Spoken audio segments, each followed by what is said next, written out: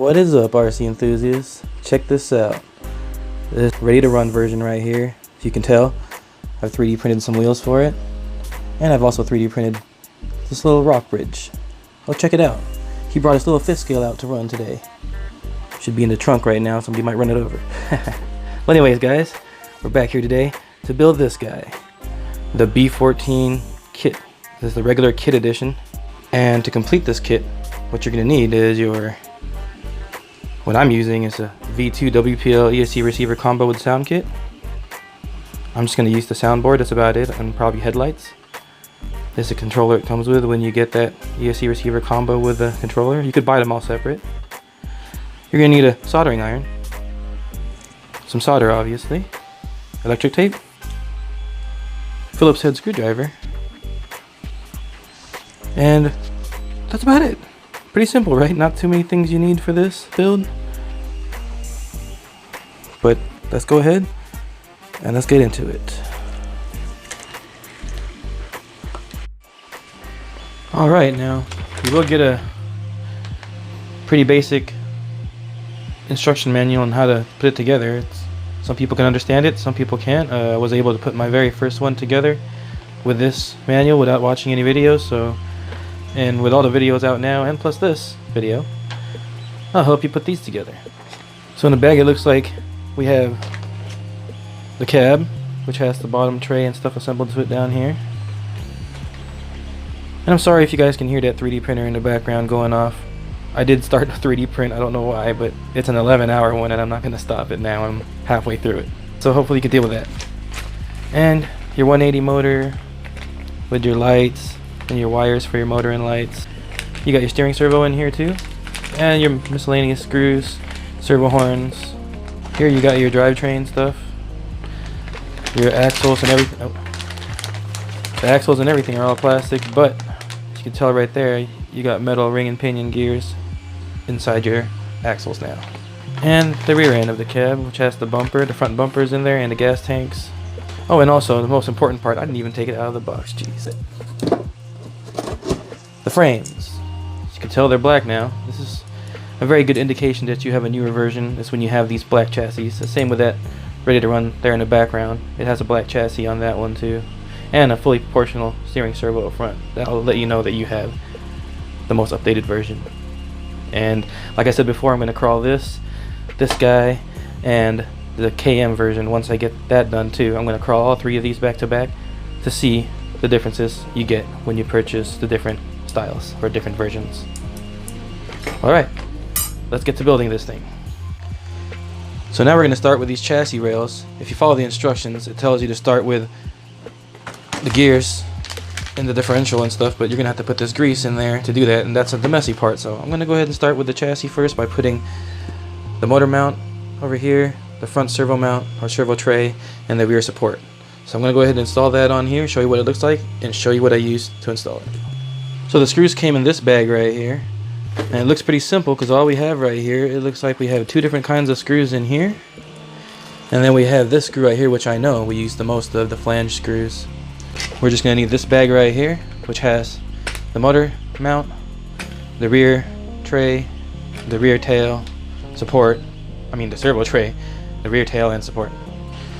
And from this bag right here with your drive shafts and everything, you're going to need these guys right here. So you're going to want to grab those because you have to install that with your chassis on this model. Now out of this bag right here, we're going to need the gas tanks to complete the chassis with, because you're going to have to install these to install the motor mount. And here you go. That's how your chassis should look like when it's assembled. These are all the parts required to put it together. So you're going to need to assemble those little hoops right there. So you can tell the hoops right here that have like the hook side to them are the ones that go in the very, very front and very, very back. And the ones that just have the little V-shaped notch into them go to the middle portions. And here you got your front servo tray. That's where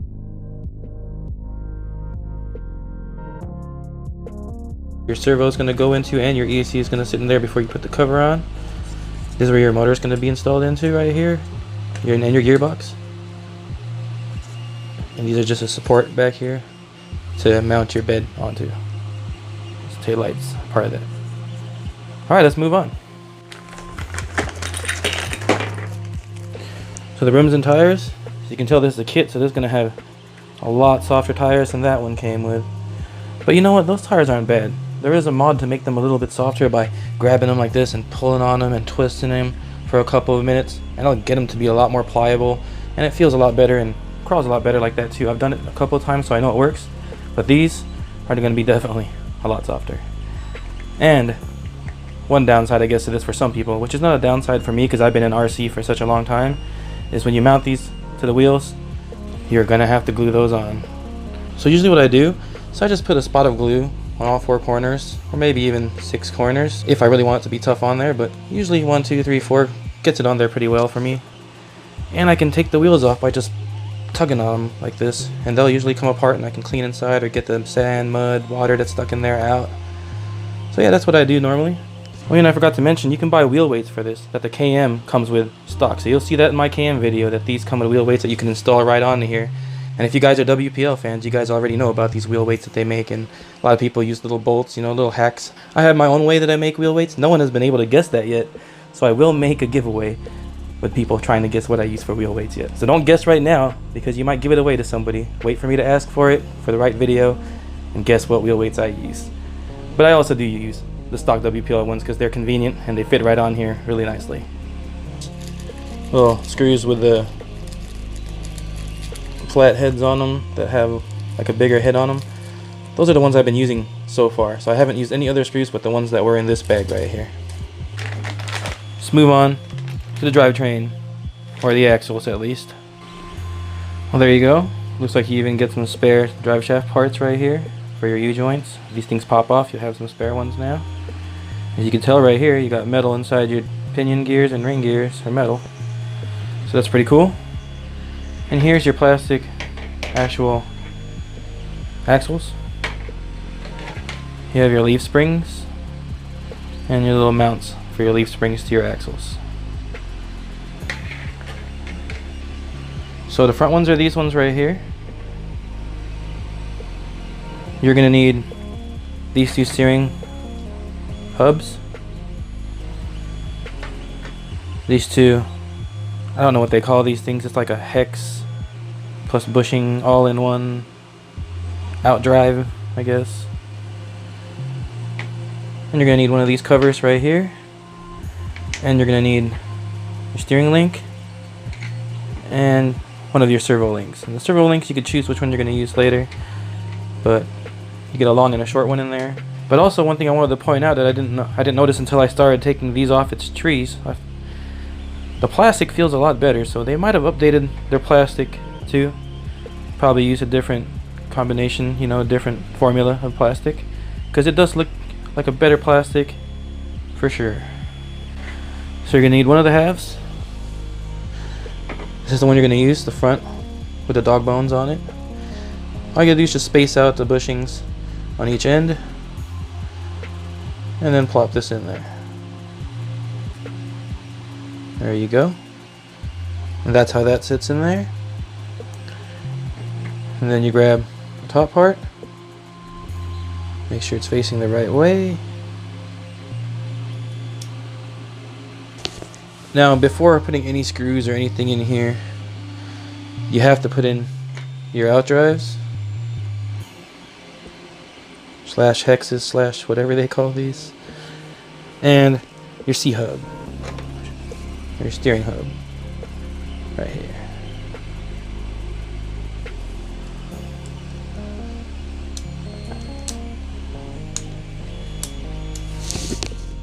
This is the way it's supposed to go.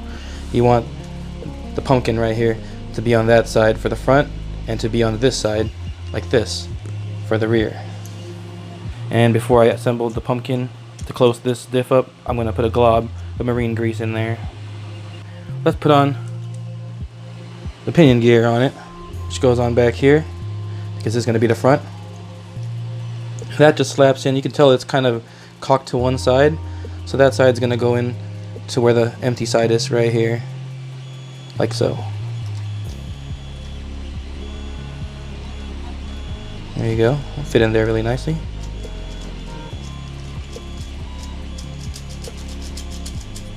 And then you just need one of your covers that goes on like so. And you're going to get one of your long screws in this bag right here. So I think there's only one length in here. There you guys go, fully assembled. I just noticed those are the wrong size screws for that.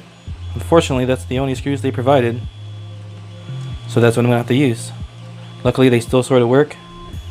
Let's see how long it lasts with that, because it's on there good. It's just too long. Some of them kind of went all the way through, so they're not grabbing onto anything, but some of them still snugged up tight on it. So yeah, we got a working front drive shaft right now, front axle. Alright, well that's one thing I noticed in my kit. I'm missing the normal screws for this. They're just supposed to be a little bit shorter than these ones. So yeah, not a big deal I guess, but if you're watching out there at WPL. Now we'll do the rear one. It's going to be simple, pretty much the same as the front. Just grab this, make sure the bushings are on either ends of each side of the shaft, and then this slides in there. And you got this.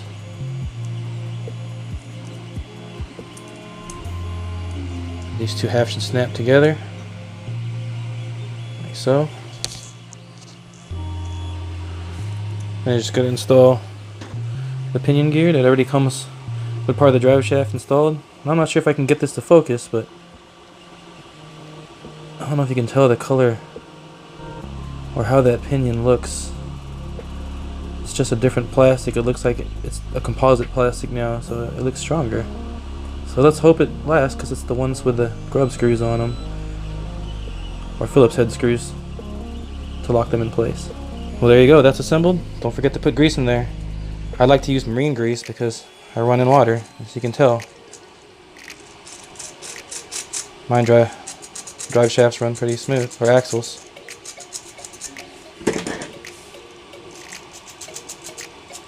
Super smooth, no binding whatsoever.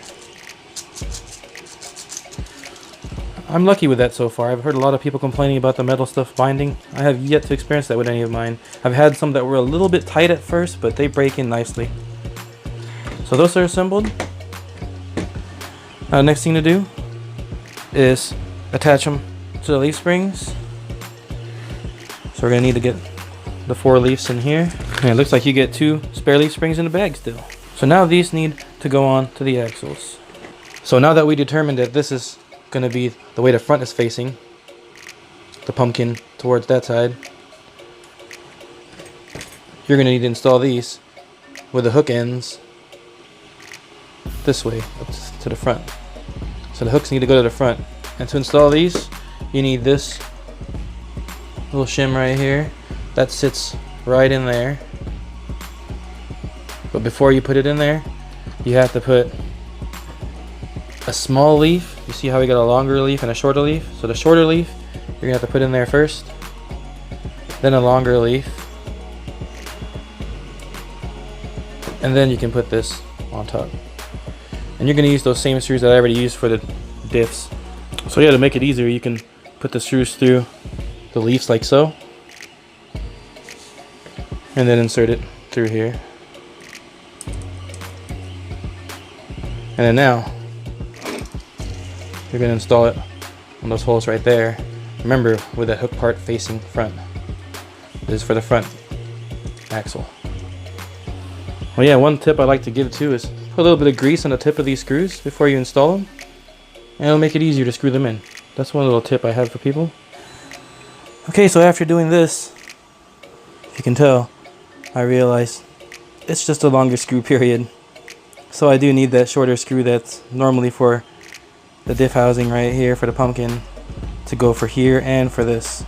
So now that I know that I have these screws that are too long, it's also going to be too long for my suspension flex mod that I normally do to these when I build them. But I'll show you, I'll let you know what I do. But for now I'm just going to install these the regular way. Now I'm going to do the rear. And you're going to have the hook part of the suspension facing the rear. So like that. I'm going to go ahead and install those. and it installs the same way the front ones did. Alright, now that we got these two axles assembled, so now you got to slip your motor in there. Make sure the drive shaft goes underneath this tray. And then you got two screws right there to snug it up, and you're going to use those same screws you've been assembling this whole kit with so far. Alright, now that that's screwed in there, we can secure our axles. So this is the front right here. We're going to install that with the loops. See the little hooks? They go into those not top one, sorry, because it's facing the other way, but the bottom hook right there is where you're going to hook those into. There you go. And then you just swing it back into their spots right here.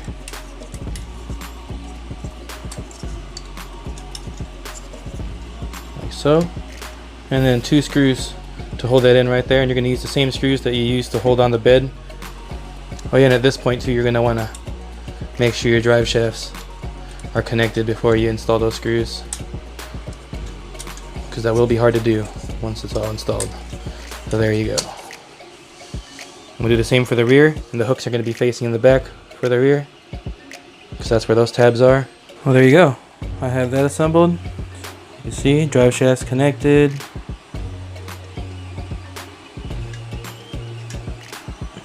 Looks good. Leaf springs working well.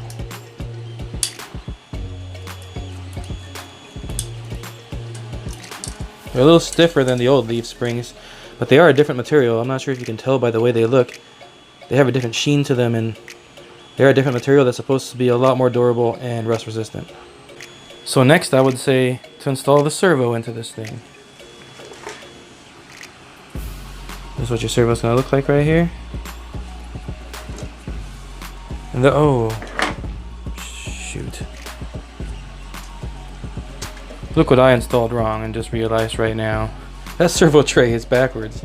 These are supposed to be up front. So let me go ahead and fix this. Alright, now that I fixed that problem, probably going to mention that at the beginning that I caught that. It's going to connect both these two together right here.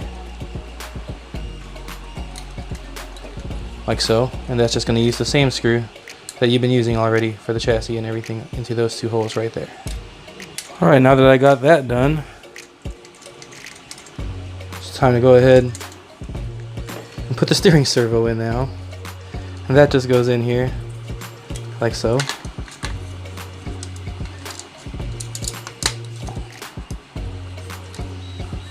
There you go. Now this one doesn't include the little cover that holds the servo in place. And that actually came on that RTR over there. If you see this picture right here that I'm going to post right now, the RTR has that. This kit is missing it. I get this servo horn right here. Or you could also use the one with the 4 horns on it. And you could just trim the other 2 horns, and you can shave this part down if you would like. And I just use this to go across these 2 holes right here. And there you go. And I will attach the servo horn and the servo horn to the steering link after we're done setting up the ESC, so that way we could power it on and center the servo and everything and have everything all centered and nice. Alright, so from this part on, it looks like we're going to be needing to do some soldering right here for the motor and some installation of electronics. You can tell there, I tinned them. Well, since there's already solder on here, we're just going to go ahead and use that. It's not really high powered anyway. Don't need to take that solder off and use my own, because I don't really like mixing the solder sometimes.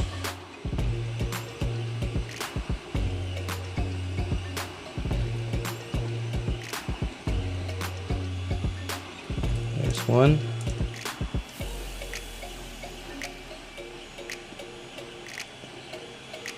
There's 2. So now we're going to install this switch.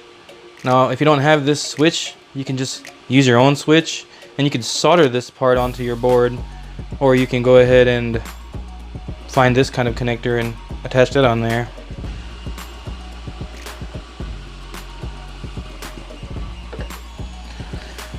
So the battery needs to go on this connection right here, same polarity as that, red on the inner, black on the outer.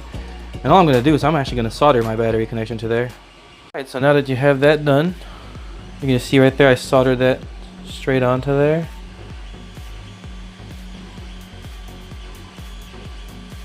So that's soldered on, and so is the motor wire, as you can see right there. So what I did for that one is I soldered on this end right here, the male end to the JST, so that way I can still use that and keep more motor wire away from things up here, and hopefully not get interference with this guy right here when I install the speaker, because that seems to be an issue with these. If they get anywhere, if this wire is anywhere close to any other wires, this will get interference and it does not sound good. But yeah, that's what I do right there. I just install those like those, and then I put some electric tape around those to protect the wires from touching each other. And then all you gotta do now from here is, obviously once you're done with this, you're gonna plug this in to this end, and you're gonna get your servo lead, and you're gonna plug your servo in. I think on the version 2 it's on the very bottom this way. So positive on this side, negative to the left of me. So now that we got all that installed, we can plug our battery into here and test everything to make sure everything works before we button everything up. So plug this into your motor.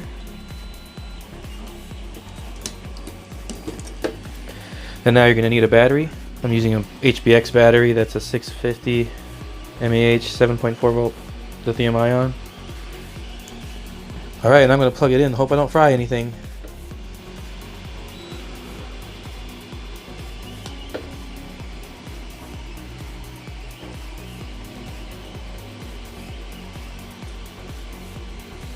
Oh, I heard something. I didn't plug in the lights, so I didn't get to see anything there. Now I gotta turn on the transmitter. On this transmitter, you gotta press this button every time you turn it on. And it sounds like it binded right there. So that's the steering servo making that noise. So that works.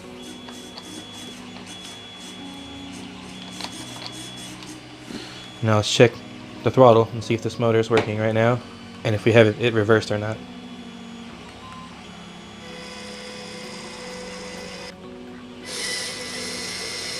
Well, I'm not sure if you can tell, but the truck's going in reverse right now.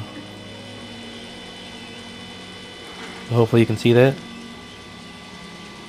This, I gotta either unsolder the motor and reverse those wires, or I can reverse it from the connection right here, or I can desolder from over here and reverse it from there. That's why connectors make it more convenient, because if you have a connector like this on there right now, then you can just go ahead and turn that around and reconnect it, and that'll correct the direction of that motor. This is a good time to have this trim right here centered. Looks like that on mine centered. Now we're going to attach the servo, or the servo horn that is. I'm not going to attach it straight up and down. A little bit cocked to the right. I'm going to show you a little bit later when I attach this part why I do that. So that's what it's going to look like when everything's all buttoned up. Obviously this is going to be going under here just like the other cable is going under there for the battery connection, and that's just going to screw into that hole right there, and that board's just going to sit in there. If you can tell right there, I cut out a little section so the board can sit more forward onto that spot. This light right here has this connector on it now because they want it to be ready for the people that are going to use their own systems. So if you're going to use your own receiver, this is what you plug straight into your receiver, and it's already got a resistor on there, so it's set up for that. But if you're going to use it on here, you're just going to go ahead and put it on this one right here, the very furthest one or closest to the end right here. And normally you could just plug this in there if you had enough space, but in here I'm not going to have enough space. That's going to interfere with this cover right here closing properly. So what I'm going to do is I'm going to decase this. I'm going to take those two pins out, two little tabs that are holding the metal pins in place. All you got to do is pry those back and pull these pins out, and you just plug them in here. Positive goes closer to the end.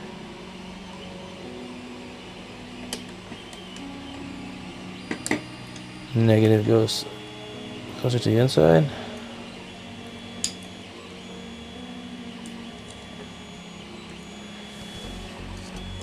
And there you go. Just wrap that with some electrical tape and you're good to go. So I'm going to go ahead and button everything up here. I'll show you what it looks like once everything's buttoned up. So that's what it looks like when I have it done. I have my motor wires tucked up nicely right there, going into there. Same speaker coming out here, which I don't know how well that's going to work because it's really close to this. I might move this to the side, poke a hole over here or something, or move it to the front. So we'll see how it goes back here first. And I got my lights poking up front right here. Everything's all plugged in, ready to go. And the body, they already put the interior for you with this front cab, so don't forget to screw it in. You gotta fit it in here while fitting the lights in place as well. So see the lights being up front right there, you're gonna want to fit those into the holes they gotta go into right there. So there you go, I've got both the lights plugged in there. Now I can't pull the body any further away than this from it, or I start ripping wires out. But now you just gotta go ahead and place that up front. That's where the engine compartment is. And then you gotta go to your top view, because now you gotta see where all the wires are. You see how the wires are sticking out right here? You don't want that. You want to tuck those in there.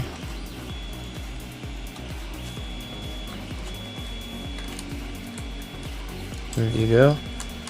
And then now you want to line that up.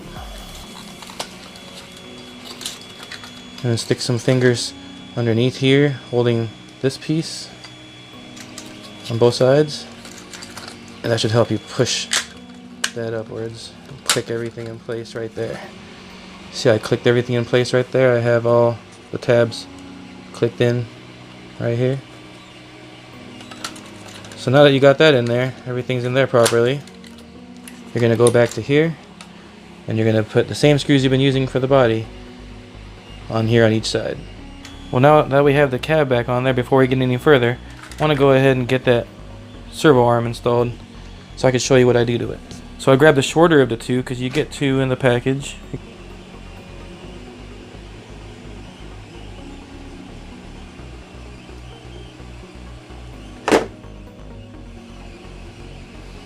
So there you go. See, I bend it down a little bit. I'm just trying to get this a little bit more straight. Not completely straight. You still want a little bend in there, but just a little straighter. As you can see right there. So that when it compresses, this doesn't hit this. One of these little bushings inserted into, well, one of these metal inserts inserted into this bushing. And that goes in here. Actually, I should have put the rubber piece on first. So it goes in like this. There you go. You want it to look like that. Then you insert this metal sleeve in there, preferably at the front, so that's where the screw is going to go in through there. So that's going to be facing front in the vehicle. And then you just install this here with one of these other same screws you've been using to install the chassis and everything. So install that up there. So there you go, the whole front end assembled. Let me flip it this way so you get more light on it. So don't forget to put your screw in there. If you have a small enough screwdriver, you can get that in there for your servo horn to your servo. And you got that screw there, and you got that attached right here. Now if you don't have a short enough screwdriver to get in here, you might have to pull this out, and it's easy. You can just pry these two apart gently. Be very gentle though. Pry one side at a time and pull it out, so that way you can reattach this, or you can do it before you attach the body, which is probably the better way, but knowing me, I forget steps or do it backwards.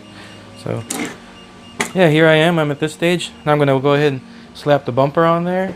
Alright, there you go. Bumper is now attached. And there you go for that.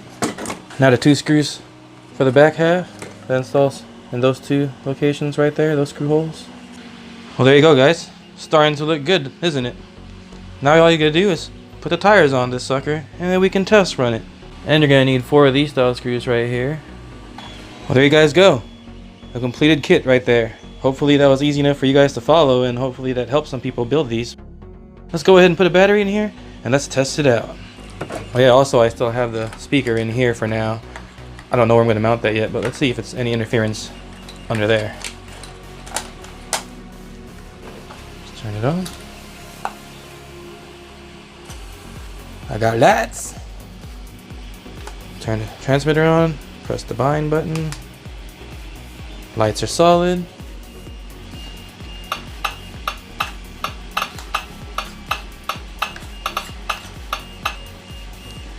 So as you can see right here with my mod, the steering is a little bit cocked to the other side. All I gotta do is just trim it out just a little bit. And that's perfect. See, now you don't have this hitting this right here whenever your suspension goes up and down.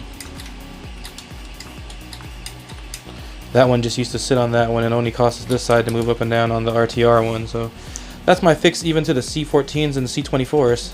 To all of them, really. I just do this to all of them that have plastic, obviously. So let's see if the speaker works. Whoa!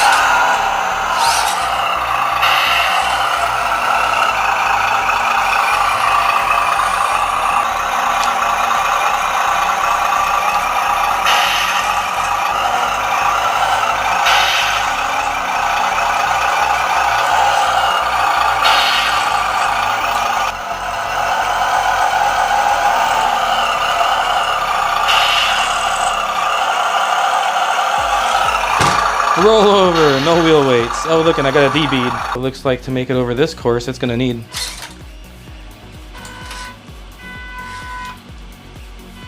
either me being smoother, there you go.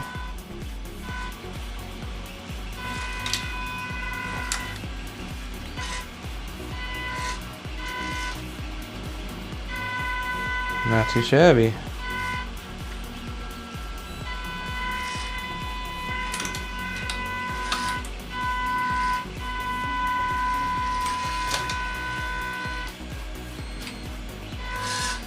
What did I tell you? The little guy was gonna get run over. Well, there you go, guys. That's my B14 kit build right there. So the B14KM, the kit metal one, it's gonna be pretty close to this. The only one that's gonna be different is how to build the axles, because there's bearings to include in those now, and you gotta build those, not like these that are already all together for you. But other than that, it's probably one of the simpler builds that you can build. It's this one right here. So if you haven't built a kit yet and you are interested in WPL stuff, maybe you might want to try this guy right here, because this guy right here definitely was pretty simple to build. Or you could even just get the RTR, because that's actually not that bad either anymore.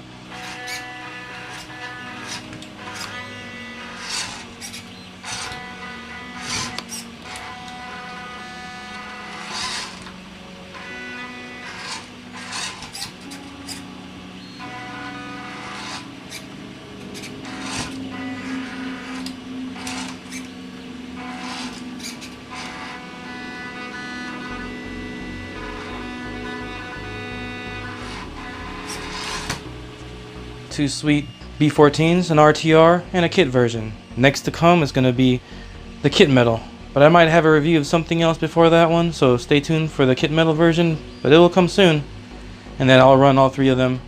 But yeah, guys, thanks for watching. I hope you guys stay tuned for the whole thing if you guys needed help building one of these. But if not, you know, I always understand these are boring for people that already know how to build these things, so yeah.